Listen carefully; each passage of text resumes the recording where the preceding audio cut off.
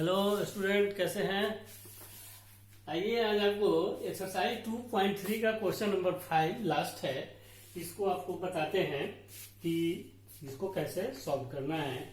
तो इसमें px, gx और dx फाइंड करना है। px, gx, qx, rx हम लोग जान रहे हैं क्या है।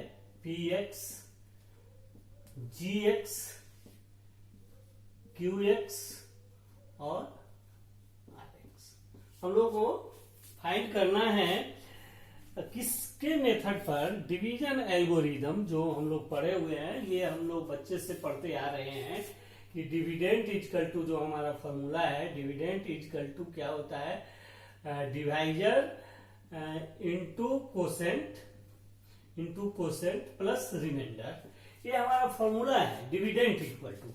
तो इसी बात में आपको कुछ एग्जाम्पल अपने मन से देना है, एकदम अपने दिमाग से देना है। क्या? तो क्वेश्चन नंबर 5 में क्या कहता है कि डिग्री px क्या है, डिग्री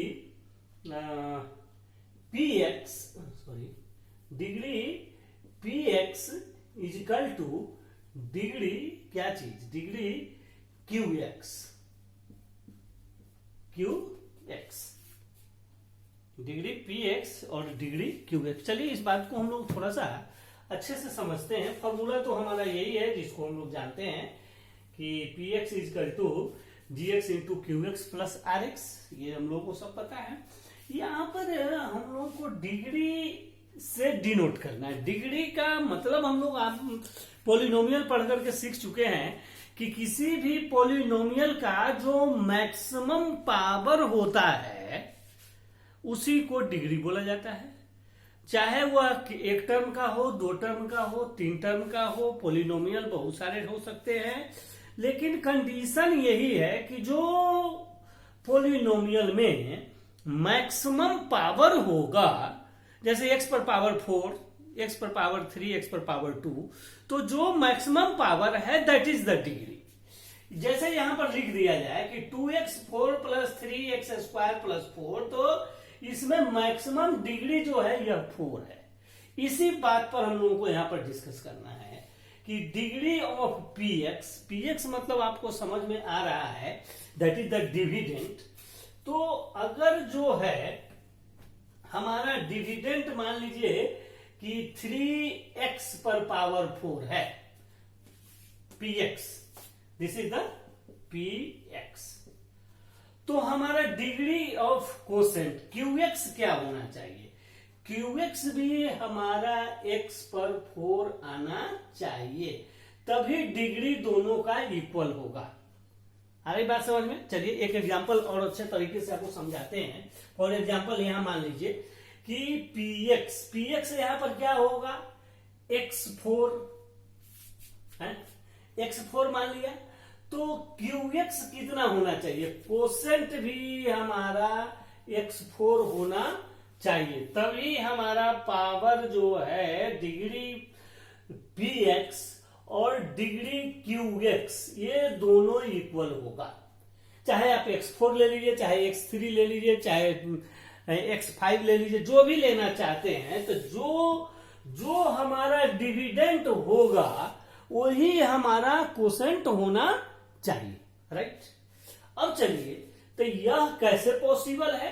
तो यह अगर होगा तो यहां पर अगर हम 3 से डिवाइड कर दें, एग्जाम्पल से समझना है, थोड़ा सा दिमाग को समझाना है कि अगर इसमें हम 3 से डिवाइड कर दें तो 3x4 यह आपको मल्टीप्लाई होता है quotient into divisor into quotient, तो 3x4 आएगा, यानी आपको यहां चाहिए 3x4।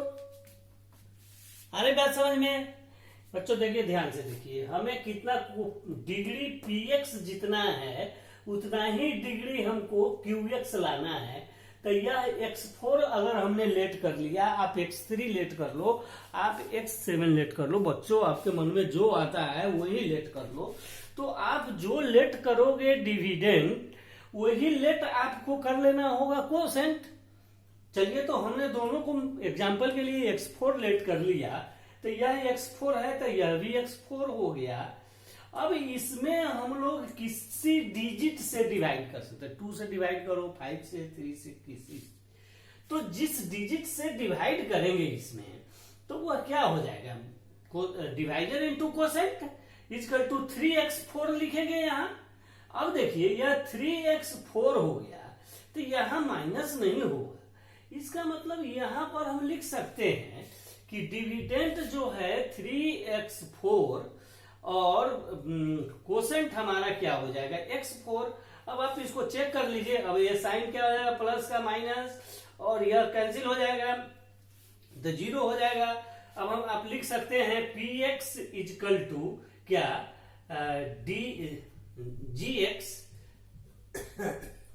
gx into qx plus rx, ये पता है आपको। तो px आपके पास कितना है, 3x4 है, तो gx हमारा कितना हो जाएगा, gx कितना है, 3 है, gx इज द डिवाइडर, और qx कितना है, x4 है, प्लस rx कितना हो जाएगा, rx आपका 0 हो गया। अब आप देखिए ये एल्गोरिदम को फॉलो करता है कि नहीं, तो आप लिख सकते हैं 3x पर पावर 4 इक्वल टू 3x पर power 4, left and right equal to, इसलिए आप कोई भी डिग्री को ऐसा लिख करके कैलकुलेशन कर सकते हैं और इस तरह से हम इसको बना सकते हैं। That is the first question. चलिए अब क्वेश्चन सेकेंड को देखते हैं। चलिए इसी में बना देते हैं क्वेश्चन सेकेंड, आप लोगों को दिमाग में आ जाएगा समझ में। अच्छा तो ये तो px gx था ही। क्वेश्चन सेकेंड में है gx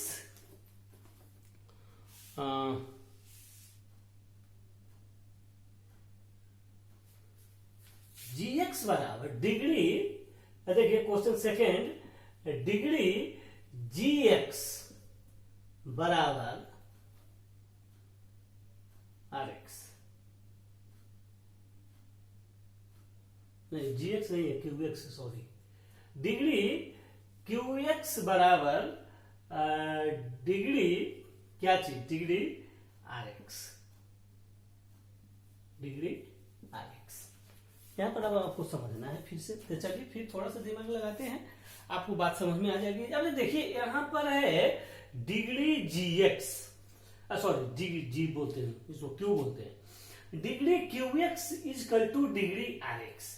अगर आप मान लीजिए कि कोई डिवाइड करते हैं फॉर एग्जांपल, तो यहां क्या होता है, रिमाइंडर होता है, और यहां क्या होता है, कोसेंट लिखा जाता है। तो qx, आ रही बात समझ में, qx मतलब कोसेंट। अगर हमने कोसेंट अगर मान लिया कि x3 है, फॉर एग्जांपल आप x5 मान लीजिए, x8 मान लीजिए, x4, x2 जो मानना है मान लिया कि कोसेंट अगर हमारा x3 है, बच्चों बात समझिएगा ध्यान से, अगर कोसेंट x3 आपने लेट किया, आप x5 मान लीजिए, कोई भी चीज मान लीजिए, तो जो चीज आप कोसेंट लेट करेंगे तो वही चीज रिमाइंडर को भी आना चाहिए। बहुत आसान बात है, ठीक है, बहुत आसान बात है कि जो चीज आप कोसेंट लेट करेंगे वही चीज डिग्री में भी rx में आना चाहिए। तो हमने अगर कोसेंट x3 लेट कर लिया तो हमारा रिमाइंडर भी x3 आना चाहिए। बहुत आसान है, इसी बात को हम यहां लिख रहे हैं कि कोसेंट कहता है x3, कोसेंट कहता है x2, कोसेंट कहता है x5, जो कहता है वही चीज अगर कोसेंट है तो वही चीज रिमाइंडर है। आसान है, ठीक है। अब चलिए आगे बोलते हैं, अगर हमारा रिमाइंडर x3 है, हेलो बच्चों ध्यान से सुनो, अगर हमारा रिमाइंडर x3 है, इसका मतलब है कि डिवाइजर जो है रिमाइंडर से बड़ा होता है। बस टेक्निक निकल गया।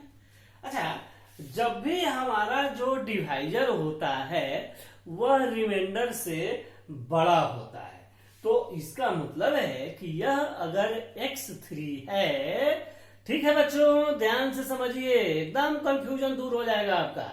नहीं तो ज्यादातर लोग जो है इसको, इस क्वेश्चन सबको ऑलवेज हमेशा अटपटा बना करके उसको टफ बना देते हैं। इसलिए हम आपको यहाँ पर बात समझा रहे हैं कि अगर हमारा रिमाइंडर x3 है तो हमारा डिवाइजर x4 तो जरूर होना चाहिए। आ रही है बात समझ में? क्यों? क्योंकि रिमाइंडर से डिवाइजर बड़ा होता है, आपने पढ़ा है इस चीज को। अब अगर डिवाइजर आपके पास x4 है तो डिविडेंड आप यहां निकाल सकते हैं। कैसे? ये भी आसान है कि डिविडेंड जो है वह इसको और इसको मल्टीप्लाई करके लिखा जाता है। जैसे 7 में अगर 2 से आप डिवाइड करते हैं तो 2 मल्टीप्लाई 3 लिखते हैं, तो वैसे ही x मल्टीप्लाई 4 लिखेंगे तो आप यहां x7 लिख सकते हैं। आपको डिविडेंड मिल गया, px मिल रहा है, तो x7 अगर मिलेगा तो चलिए हम यहां पर x7 लिख सकते हैं और इसको माइनस करेंगे। यह प्लस है तो माइनस होगा और यह दोनों कैंसिल हो जाएगा। खूब अच्छे से समझते रहिए, ठीक है? तो अब हमारा यहां 0 आ गया, लेकिन भाई रिमाइंडर तो मुझे x3 लाना था। क्यों लाना था? रिमाइंडर क्या लाना था? x3, क्योंकि हमारा qx अगर x3 है तो रिमाइंडर भी हमारा x3 आना चाहिए। बहुत ही आसान बात है, आप इस बात को समझिए। अच्छा, हम एक काम ऐसा कर सकते हैं कि प्लस x3 लिख देते हैं यहाँ पर और यह x3 नीचे आ जाएगा और यह डिवाइजर से छोटा है इसलिए डिवाइड नहीं होगा, ये रिमाइंडर रह जाएगा और बात खत्म हो गई और आपको ये क्वेश्चन सॉल्यूशन हो गया। क्या कोई दिक्कत है इसमें? देखिए यहाँ पर इस बात को समझिए ठीक से। अगर आपको समझ में आ गई तो ठीक है, नहीं तो लाइक एंड कमेंट कीजिए। अच्छा चलिए इसको हम चेक कर लेते हैं। क्या px इजकल टू आपको पता है gx into rx qx plus rx, right? ये बात आपको समझ में आती है, ये डिवाइजर का ये एल्गोरिदम है। अब ये क्या है, आपको px कितना आ गया? आप px बोल रहे हैं x पर power 7 plus x3 equal to gx आपके पास क्या है? x4 है, आप प्लस qx क्या है? x3 है, x3 है, मल्टीप्लाई है भाई, इंटू x3 आप प्लस rx क्या है? rx आपके पास x3 है। अब देखिए इसको क्या कहिएगा? x पर power 7 plus x3 equal to x पर power 7 plus x3 LHS equal to RHS। Hence proof आपको यह px gx cx सब कुछ आप इस तरह लिख सकते हो, dx rx जो भी लिखना रहता है लिख सकते हैं। इस तरह तो बहुत ही आसान है। उसी तरह से आप थर्ड को भी उसी तरह बना दे सकते हैं। चलिए नेक्स्ट वीडियो में आपको इसको भी बना देता हूँ। Okay, thank you.